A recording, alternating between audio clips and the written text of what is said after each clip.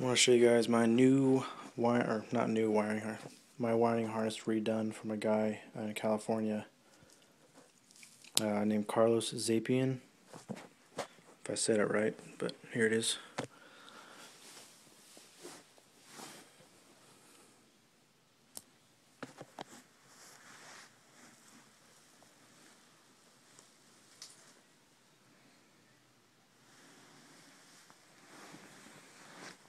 Looks really nice compared to what it used to look like.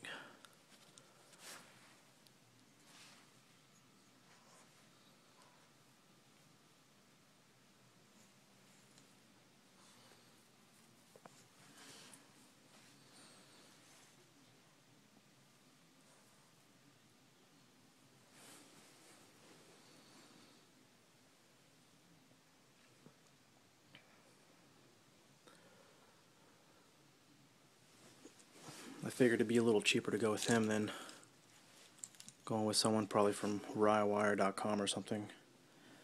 That place seemed pretty high priced, so I'm glad at the price of this, and it looks really clean.